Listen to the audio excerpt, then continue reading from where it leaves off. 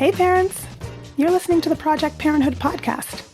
I'm your host, Dr. Nanika Coor, clinical psychologist and respectful parenting therapist. On this week's episode, I've got some tips to help you gain your child's cooperation without resorting to any kind of punishment. In the face of your child's challenging behavior and resistance, it's hard not to demand immediate obedience from your child. You're more likely to expect obedience if you've been raised with a power-over hierarchical family structure where adult needs trump child needs, and where the biggest person with the most power, the adult, wins. Now that you're the one with more power, it can be difficult to imagine sharing power with your child. It's so triggering when they don't comply. No one shared power with you growing up. It's your turn to call the shots. But using punitive tactics like yelling, threatening, shaming, timeouts, and imposed quote-unquote consequences to get your way doesn't teach them to identify and express their feelings and needs.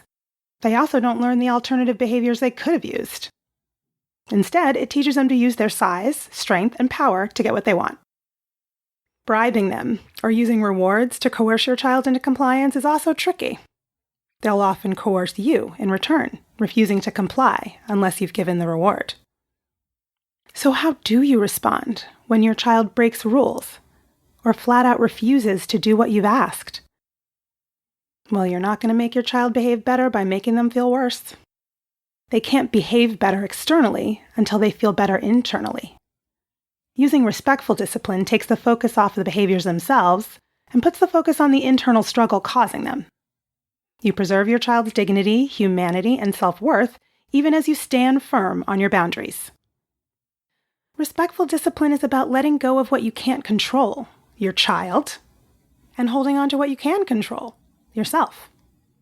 Here are 10 ways to gain your child's cooperation without using punishments. 1. Trade control for influence. You won't always be the bigger one with more power. That's why a strongly connected relationship with your child is a more sustainable parenting tool. Your child will almost always resist your control.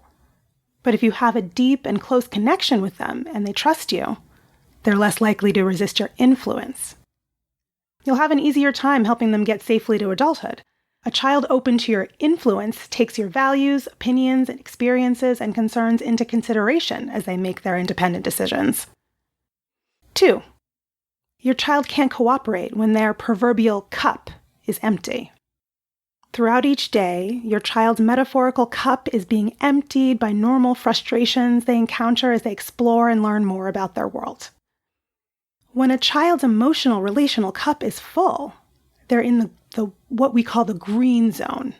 They're more flexible, more cooperative, and more capable of logic and reason because their needs for safety are met.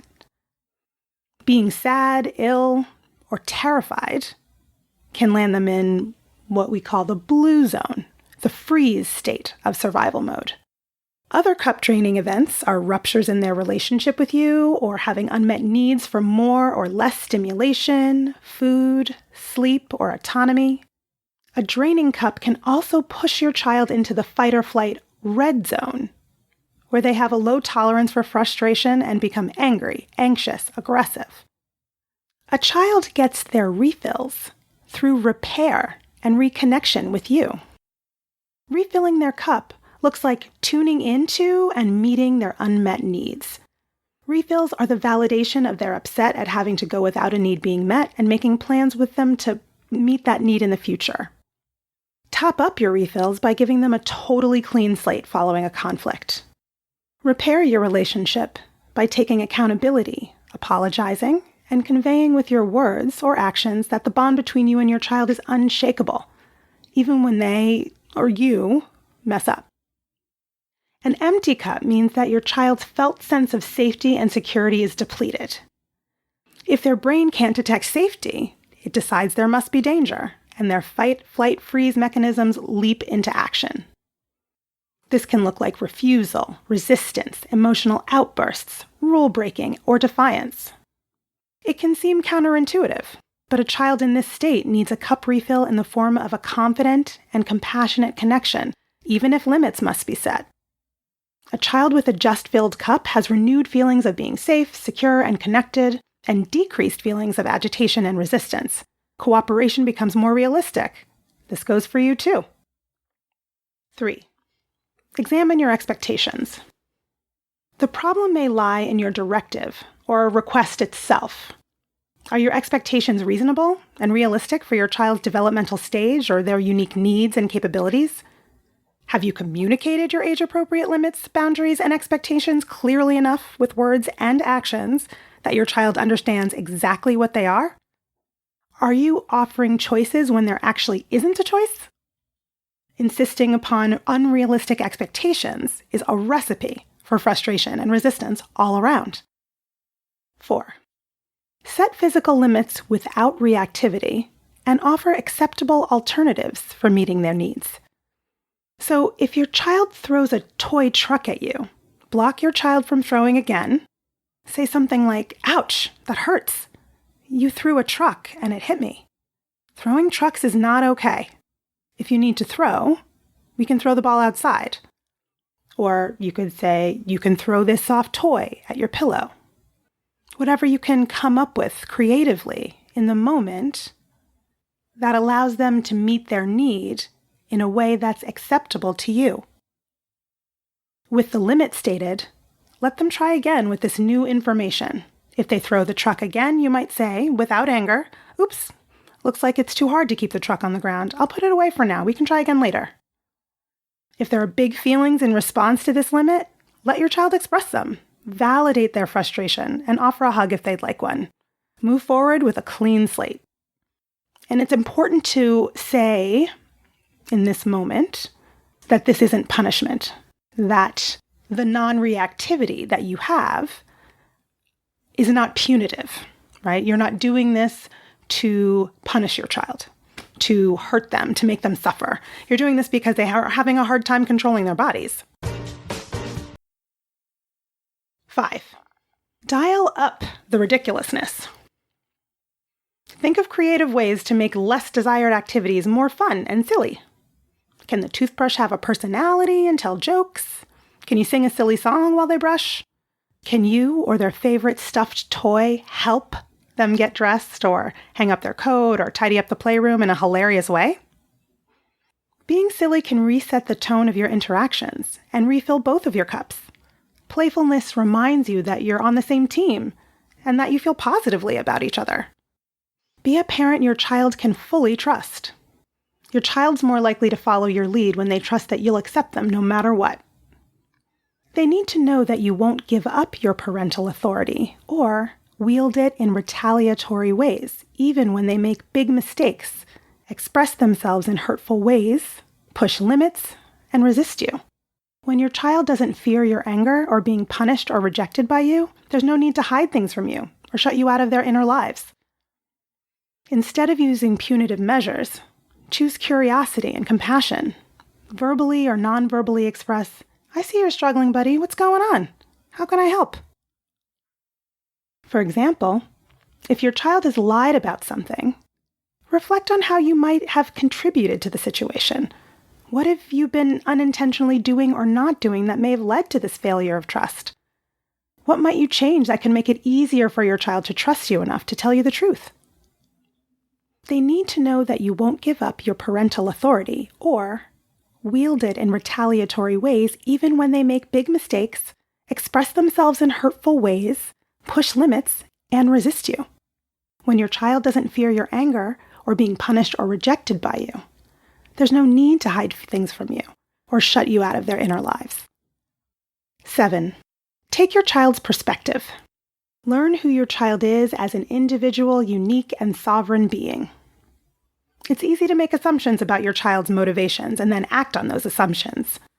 Instead, make a habit of understanding their struggles, their strengths, not just from your point of view, but from theirs. What do they see as their challenges? What do they feel are their strengths? What does a conflict you're in with them feel like to them? How do you think your child experiences you during neutral interactions and when you're upset? If you were using the same frustrating to you in this moment behavior as your child, why might you be doing that? What need of yours might you be trying to meet? Autonomy, acknowledgement, space? If you were your child right now, what might help you feel seen, heard, valued, safe.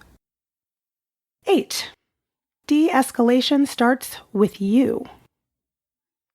Unless somebody's in immediate life-threatening danger, even when your child is quote-unquote misbehaving, you've got time to pause, breathe, assess what you and your child might be feeling and needing, and respond accordingly.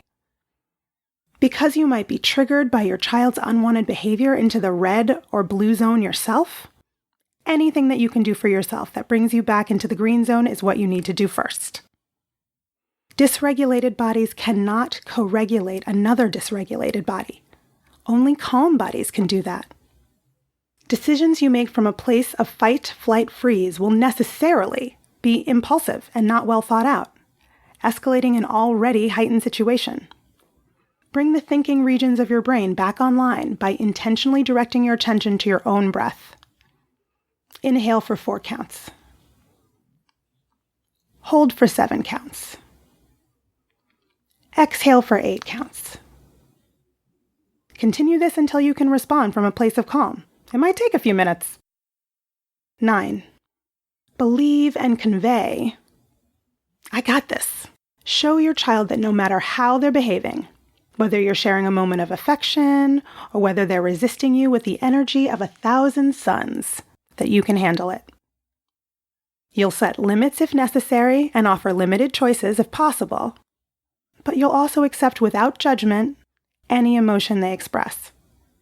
Their big feelings, their resistance and opposition are not quote-unquote too much for you to deal with. Believe that they're doing the best they can in this moment to get their needs met. Believe that you can do hard things. Believe that meeting their needs rather than their demands will help them struggle less. Believe that being present, not catastrophizing, and meeting their chaos with your deliberate calm will bring you both back into the green zone and an internal feeling of safety. 10. Sidestep power struggles. It's easy to dig in your own heels when your child digs in theirs. Sometimes you feel so resistant to their resistance, you can start having thoughts like, I'm going to make them do this thing if it is the last thing I ever do. The more you insist they do it, the more they insist they won't. Disengage from moments like this. You'll both only become angrier and angrier. Instead, pause, breathe, completely drop your agenda. Radically accept that this thing you want just isn't going to happen right now in a smooth way at this moment. You might say something like, wow, you really don't want to get dressed right now. Okay, I'm going to take a break and I'm going to go get a glass of water. Let me know when you're ready. Take a break from the situation. Go have a glass of water. Busy yourself with something else. Allow space and time for you both to calm down. Either your child will voluntarily decide to cooperate, and usually this is what happens, or you can try again later, when you might have more success, revisiting your request from a calmer, warmer, more connected or playful stance. Challenge yourself. How about for the next 30 to 90 days, you choose one of these strategies to practice during interactions with your child. Notice any emotional or behavioral changes in you or your child. Do you experience anything different? Do you experience challenging interactions any differently? Let me know how it goes.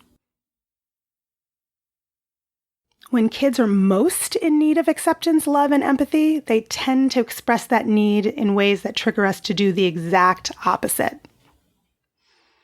Keep your own cup full so that you have the bandwidth to model what it looks like to meet challenging interactions with calm, kind, and firm boundary settings. Your child might not be your equal, but they're equally entitled to respect, even when they're at their worst. It's unnecessary to make a child suffer because they've made a mistake or because they've behaved in frustrating ways. Obviously, you can compel your child to obey you in the moment using fear, threats, yelling, and shaming. However, that's also the way they'll try to get you to do what they want. They'll threaten, they'll yell, they'll even sometimes be aggressive or say hurtful things. These kinds of interactions damage your relationship with your child. Punitive strategies also don't teach your child anything about their underlying needs or their feelings or what alternative behaviors might be. And finally, punishment induces feelings of shame, humiliation, and angry revenge in your child, all of which actually increase challenging behaviors. So, if long-term results are what you're after, consider focusing less on the in-the-moment compliance and model for them what it looks like to co-regulate another person by staying calm, connected, and compassionate during interpersonal conflicts.